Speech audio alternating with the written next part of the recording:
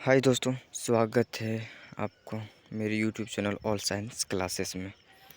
आज हम जानेंगे आणविकरणीय तथा नवीकरणीय ऊर्जा स्रोत में अंतर, जो कि ये सवाल क्लास 10 में सब्जेक्ट में पूछा जाता है और इसका ऑब्जेक्टिव भी बनाया जाता है, जो कि उदाहरण का देता है।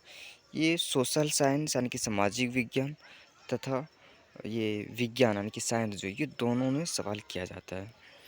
तो आप अगर इसे याद कर लेंगे तो सोशल साइंस का भी सवाल का सॉल्व हो जाएगा और साइंस का भी। तो चलिए हम स्टार्ट करते हैं। अनविकरणीय ऊर्जा स्रोत के बारे में पहले जानते हैं। जैसे अनविकरणीय ऊर्जा स्रोत मतलब ऊर्जा के वे स्रोत जो समाप्त होने वाले हैं तथा जिनकी प्रकृति में उत्पत्ति हजारों वर्ष बाद होती है, अनविकरणीय ऊर्जा स्रोत कहलाते हैं। इसमें क्या होता है, अनविकरणीय ऊर्जा में क्या होता है, जो स्रोत जो होता है समाप्त हो जाते हैं। इनका कहने का मतलब आने वाले समय में ये ख़त्म हो सकता है प्रकृति में, और इसका बनने में समय लग जाता है, हज़ारों साल के बाद ये बनते हैं।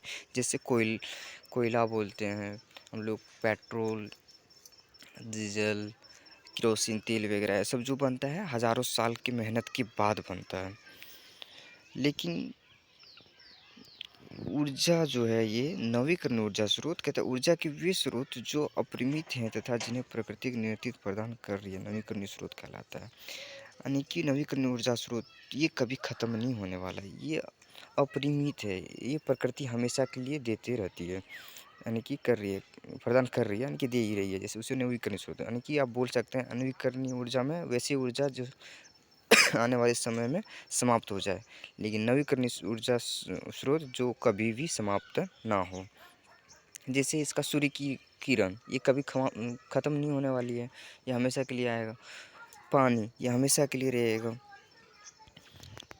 अनवीकरणीय ऊर्जा स्रोत में दूसरा स्टेप में कहते हैं अनवीकरणीय ऊर्जा स्रोत वायुमंडल को प्रदूषित करते हैं। अनवीकरणीय ऊर्जा स्रोत जो है ये हमारी वायुमंडल को, यानी कि हम लोग वायुमंडल कहाँ होता क्या होता है, यानी कि जहाँ हम लोग रहते हैं हमारे चारों ओर की वातावरण को ही वायुमंडल कहते हैं।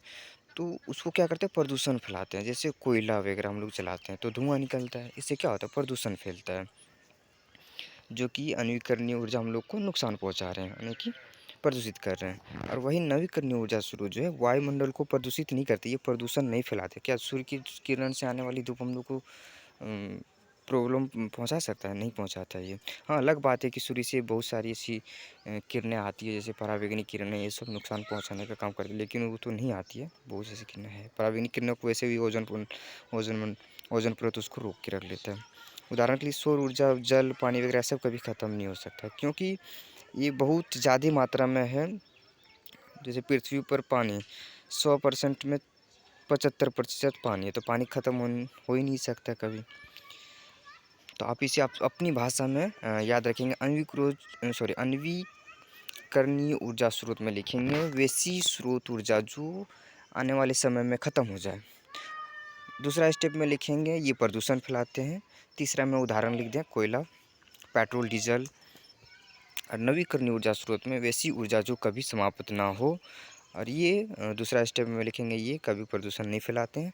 तीसरा में आप इसका एग्जाम्पल में लिख देंगे सूर्य से आने वाली किरण, यानी कि सूर्य जिसको बोलता है सौर ऊर्जा, जल यानी कि पानी, वायु यानी हवा, ये सब कभी हम लोग को नुकसान नहीं पहुंचाते। Thank you so much. अगर यदि आपको वीडियो पसंद आए तो like and share and subscribe जरूर करें। ऐसे ही वीडियो हम आपके लिए लाते रहेंगे। आप जुड़े रहिए मेरे यूट्यूब चैनल ऑल साइंस में।